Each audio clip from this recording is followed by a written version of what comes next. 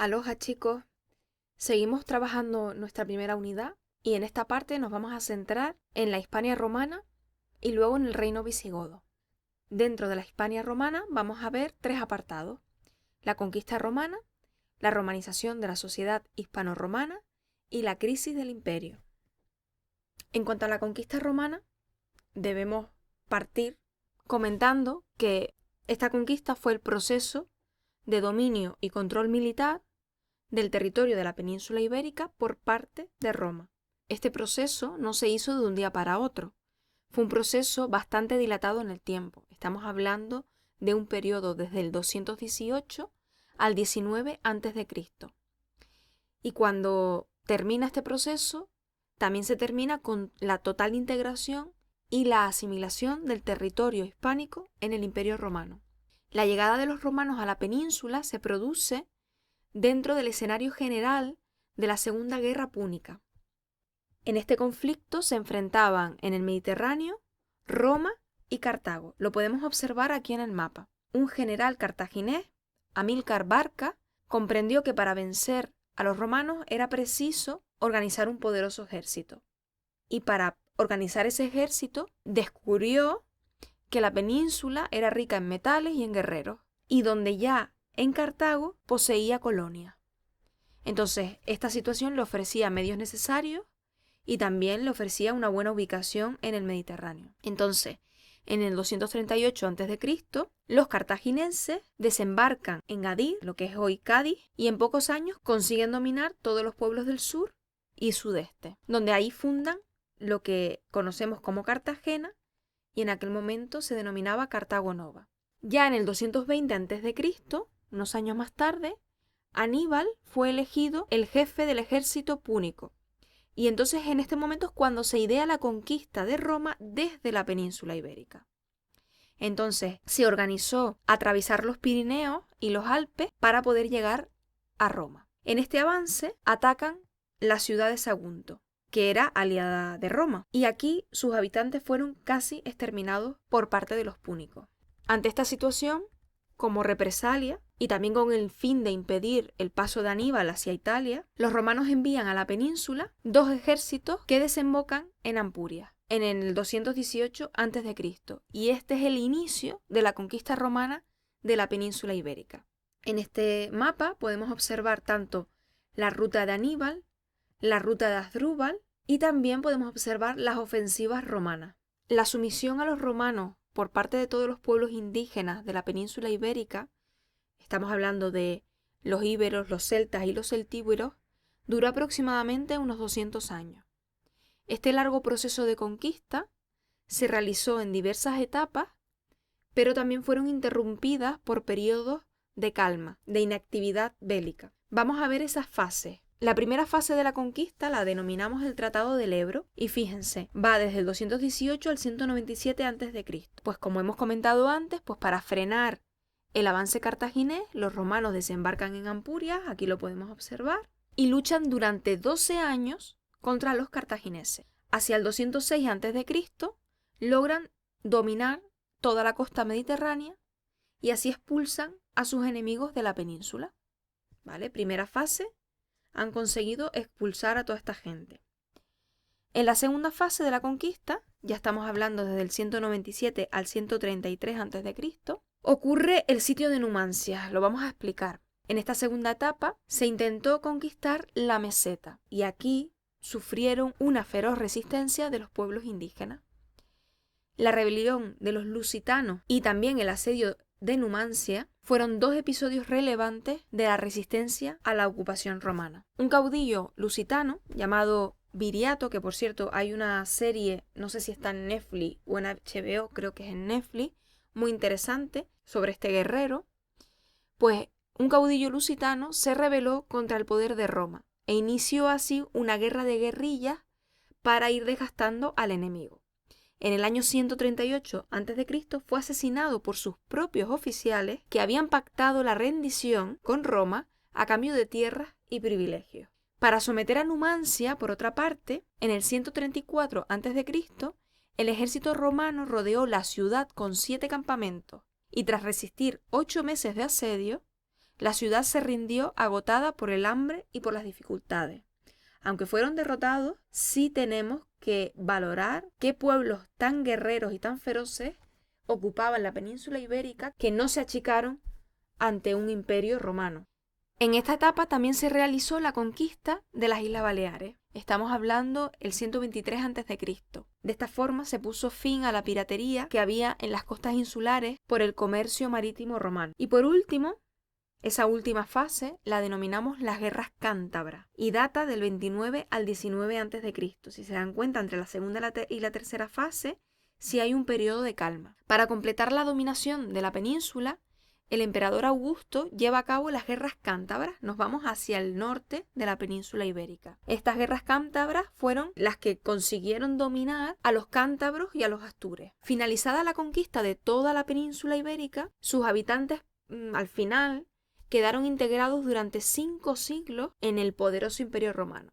Los romanos impusieron en Hispania su estructura económica y sus formas de organización administrativa, política y social. Siguiente apartado que vamos a trabajar es la romanización de la sociedad hispano-romana. Se conoce por romanización el proceso de integración, es muy importante ese proceso de integración de los pueblos prerromanos en los modelos económicos, sociales, político-administrativos, culturales y religiosos de Roma. Eso es lo que llamamos romanización. Este proceso se realizó por medio de instrumentos tan diversos como el ejército, las ciudades, la economía, las comunicaciones, las relaciones sociales y clientelares, la cultura, etc. De este modo, con todos estos instrumentos de comunicación, se difundió el latín, se cambiaron las vestimentas y las costumbres y también se desarrolló un nuevo derecho penal. Está claro que la romanización fue un proceso impuesto por los conquistadores, pero sí es verdad que contó con el apoyo de las élites locales, interesadas en integrarse en el Imperio Romano, pues para no perder aquellos privilegios que ostentaban antes de ser conquistados. ¿Recuerdan cuando hablábamos de los íberos, de los celtíberos, de todas aquellas culturas que se regían también por una clase privilegiada, por un grupo privilegiado?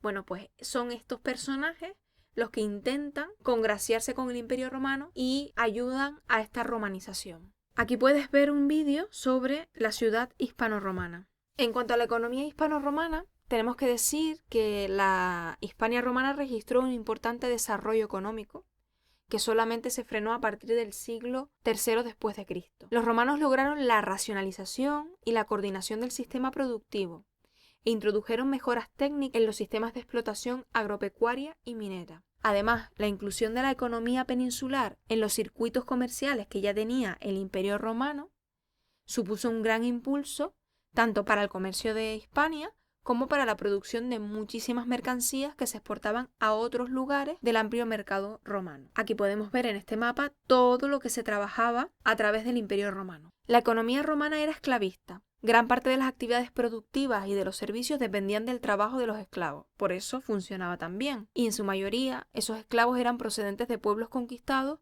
o los descendientes de ellos. Una economía monetaria y urbana. La economía del Imperio Romano se basaba en los intercambios comerciales entre las diversas partes del mismo, que debían estar muy bien conectadas. La creación de una excelente red de comunicaciones terrestres y marítimas ponía en contacto las distintas regiones y ciudades. El desarrollo urbano de este periodo se debió al papel que desempeñaba la ciudad en esta economía mercantil. El desarrollo comercial se apoyó igualmente en la configuración de una economía monetaria, basado en el denario romano, que actuaba como moneda internacional. En Hispania, numerosas localidades acuñaron esta moneda. En cuanto a las actividades agropecuarias, la agricultura se fundamentaba en la clásica tríada mediterránea, que todos conocemos, el trigo, la vid y el olivo. La producción de trigo era súper importante, pero no se exportó en grandes cantidades, cosa que sí ocurrió con el vino, de ahí que tengamos tanta buena fama con los vinos españoles. Y también, no solo con los vinos, sino con el aceite de oliva.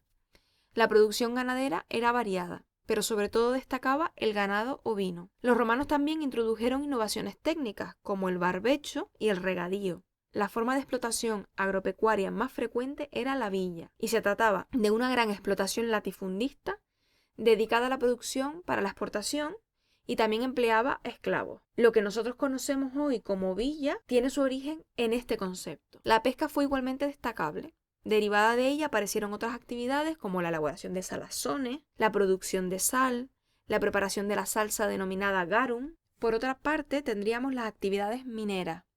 La península era muy rica en yacimientos mineros, como la plata y el plomo en Cartagena, el cobre en Andalucía y en Asturias, el mercurio en Almadén, el oro en Galicia y León y el estaño en Galicia. La mayoría de las grandes explotaciones mineras eran propiedad del Imperio romano, pero también se permitió la existencia de algunas minas privadas que se correspondían en general con los yacimientos más pequeños. En cuanto a la sociedad hispano-romana, el modelo social quedó definido por dos elementos fundamentales. Primero, la existencia de desigualdades jurídicas derivadas de la distinción entre hombre libre y hombre esclavo, y también, por otra parte, la integración de las élites indígenas. A partir de estas premisas, vamos a diferenciar diversos grupos. En la cúspide estaban los ciudadanos romanos, los dueños de grandes latifundios y los que eran muy ricos. Eran los miembros del orden senatorial. Por debajo estaban los caballeros, los que procedían en su mayoría de las aristocracias de los pueblos sometidos y que controlaban los cargos políticos, lo que llamamos magistratura. Aquellos cargos políticos locales o provinciales, junto a los senadores, formaban la aristocracia, con lo cual este grupo lo formaban aquella sociedad privilegiada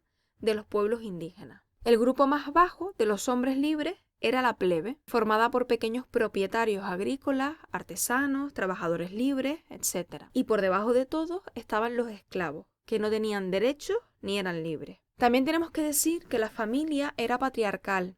El marido disponía de la patria potestad sobre todos los miembros de la familia, lo que le otorgaba la capacidad plena de decidir sobre todas las cuestiones familiares y también el derecho de ser obedecido. Por otra parte, la mujer romana dependía absolutamente del marido.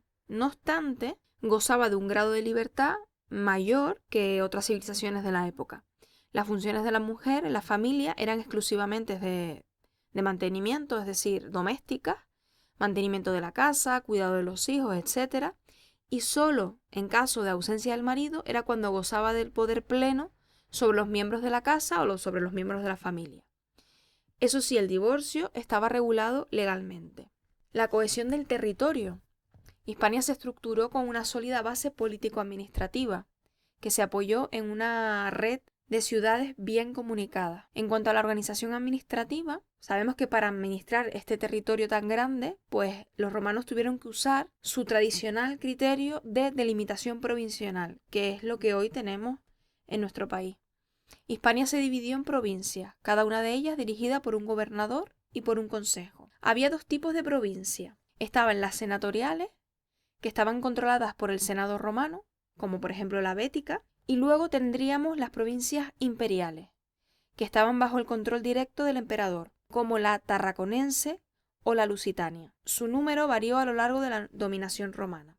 Lo vamos a ver. En los inicios de la conquista, que es el primer mapa que tenemos aquí, sobre el siglo II a.C., Hispania se dividió en dos provincias, Ulterior, por un lado, lo que es la actual Andalucía, y la parte occidental de la península, y Citerior, que sería la costa mediterránea y Valle del Ebro.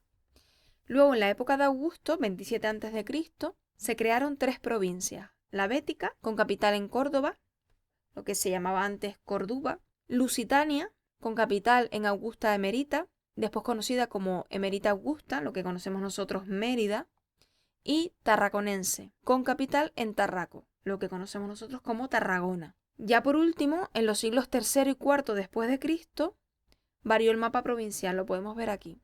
Las provincias se hicieron más pequeñas y numerosas. Tenemos a Gallaesia, Cartaginense, Tarraconense, Lusitania, Bética y Baleárica. Quedaron integradas con el gobierno de Diocleciano, en una unidad administrativa superior, lo que se llamó la diócesis de Hispania. También tenemos que decir que la civilización romana fue esencialmente urbana. Las ciudades crecieron en número y tamaño. Emerita Augusta, como acabamos de mencionar, Caesarea Augusta, que sería Zaragoza, Hispalis, lo que conocemos como Sevilla, y Tarraco fueron algunas de ellas. Las ciudades romanas eran como centros económicos y políticos que organizaban además su entorno rural.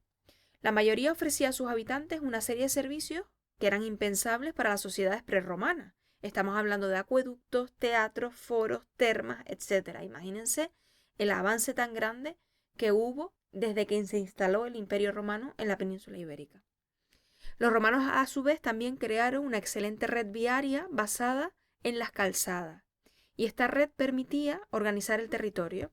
Vemos aquí toda esta red entre unas ciudades y otras. De esta manera se aseguraba el control militar, el control administrativo y se unían las distintas ciudades. Y también evidentemente sirvió para el desarrollo del comercio. Tenemos que hablar sobre la asimilación de la cultura romana, cómo estos pueblos indígenas fueron asimilando la cultura romana, que es lo que llamamos romanización, esa parte de la romanización cultural. Pues la lengua, el arte, el derecho y la religión fueron las principales manifestaciones de la integración hispana en la cultura romana. Estos 4 aspectos han dejado una notable herencia cultural que hasta hoy día la seguimos disfrutando. Por una parte, el latín se difundió como lengua oficial y como también lengua de prestigio. Su difusión no solo era oral, sino también era escrita, y se impuso sobre las lenguas autóctonas de los territorios. Pero no obstante, esas lenguas autóctonas no llegaron a desaparecer. Algunos relevantes autores latinos fueron de origen hispano. Tenemos a Marcial, a Séneca, a Lucano. Por otra parte, tenemos las manifestaciones artísticas, que fueron muy abundantes, pero las más relevantes las hallamos siempre en la arquitectura y en el mosaico. En arquitectura, pues destacamos obras de infraestructuras urbanas, como por ejemplo el acueducto de Segovia, infraestructuras de transporte, como el puente de Alcántara, templos como el de Favara y los arcos conmemorativos, como el de Vara en Tarragona. Los mosaicos también fueron muy abundantes. Por otra parte, el derecho romano se extendió por toda la península, y su empleo regulaba las relaciones privadas y el funcionamiento también de las instituciones públicas. Y por último, la dominación romana impuso también unas creencias religiosas que eran propias del Imperio Romano. Se respetaron las creencias locales, pero sí es verdad que los sometidos al imperio estaban obligados a dar culto al emperador y a los 3 dioses que simbolizaban el poder de Roma, que eran Júpiter, Juno y Minerva. Con lo cual había una tolerancia religiosa entre comillas. Tú podías adorar lo que tú quisieras si además adorabas al emperador y a las 3 divinidades romanas. En este sentido, la religión se utilizó como medio de integración política. Más tarde, a partir del siglo III después de Cristo, tenemos que recordar que se difunde también el cristianismo en Hispania. Con el Edicto de Milán, que fue en el 313, se decretó la libertad religiosa en todo el Imperio Romano y se reconoce legalmente el cristianismo. Y luego pasó a convertirse en iglesia oficial del imperio con el emperador Teodosio I en el 380.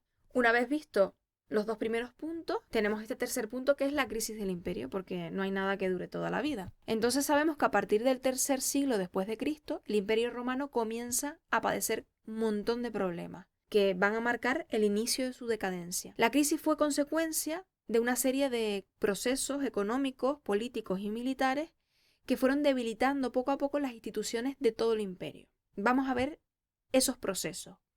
Entre las causas económicas era destacable la escasez de mano de obra esclava, porque ya se habían terminado todas las guerras de conquista. Entonces, ya no había esa mano de obra esclava. Esto en lo que se traduce es en que esa mano de obra se va a encarecer, porque ya no son esclavos. Y todo esto va a suponer una decadencia en las actividades productivas. Paralelamente, vemos que las incursiones de los pueblos bárbaros, que lo podemos observar aquí, empiezan a dificultar esas relaciones comerciales.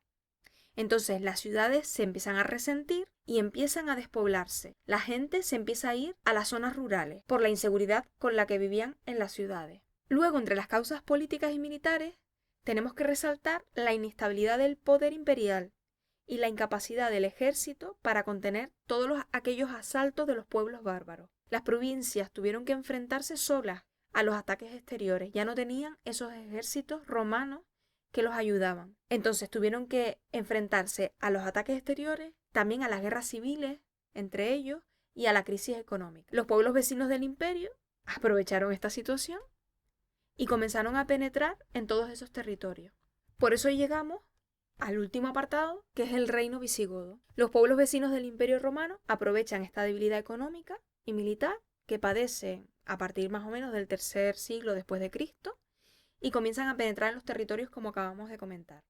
Entonces los emperadores, que comienzan a ser incapaces de organizar una defensa en condiciones, se ven obligados a dividir el imperio y a pactar con estos pueblos. O pactan con ellos o hacen unas alianzas para no terminar matándose. Estos aliados se llamaban federados. En este contexto, pueblos como los suevos, como los vándalos y como los alanos invaden la península a comienzos del siglo V. Para hacerles frente, el emperador llama a uno de los pueblos federados, que son los visigodos. Bueno, pues estos visigodos llegan a un acuerdo con el emperador romano. Establecen el reino de Tolosa en el sur de Francia y entran en la península ibérica para entonces expulsar a aquellos suevos, vándalos y alanos. Casi un siglo más tarde, en el año 507, ya había desaparecido el Imperio Romano de Occidente.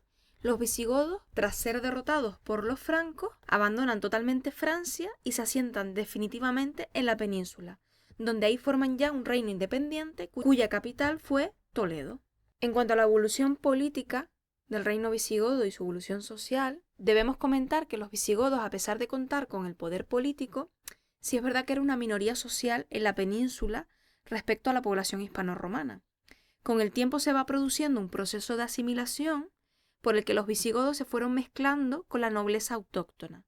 Y para ese momento ya los visigodos estaban bastante romanizados. La monarquía visigoda era electiva, es decir, los nobles visigodos elegían de entre ellos a cada nuevo rey. Claro, este hecho creó una inestabilidad política brutal porque, claro, los enfrentamientos entre la nobleza por hacerse con la corona fueron frecuentes. A partir del reinado de Leovigildo se inicia un proceso de unificación peninsular.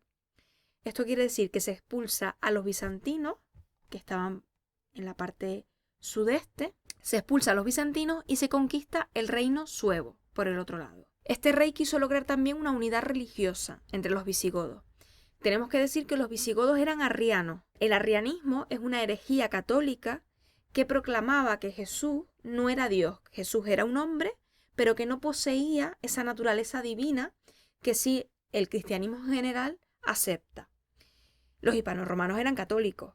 Este objetivo culmina bajo el reinado de su hijo Recaredo, que se convierte al catolicismo y acaba con la división religiosa. La unión definitiva entre visigodos e hispano-romanos se produce mediante la igualdad legal, que se establece en el 654 mediante el fuero juzgo. Los reyes visigodos gozaron también, en teoría, de gran poder, pero también lo compartían con otras instituciones de gobierno.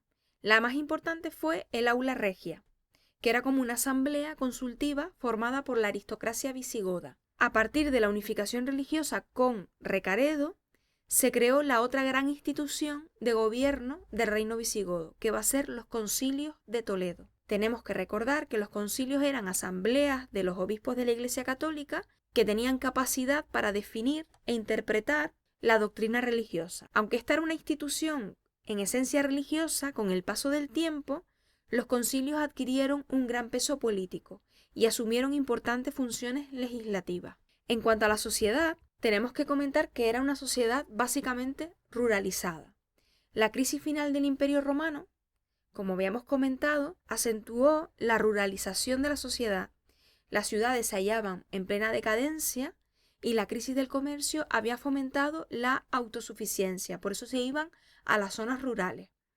Los esclavos fueron cada vez más escasos, por lo que fueron sustituyéndose por campesinos libres colonos. Ambos se fusionaron en un nuevo grupo social, que eran los campesinos dependientes, los llamados siervos. La debilidad del reino visigodo hizo que sus funciones fueran sustituidas por unas relaciones personales. Es decir, muchos propietarios buscaban la protección que les ofrecían los nobles, no la corona. Entonces, estos nobles eran capaces de disponer de tropas propias. A cambio, estos propietarios tenían que ceder sus propiedades o trabajar para estos nobles.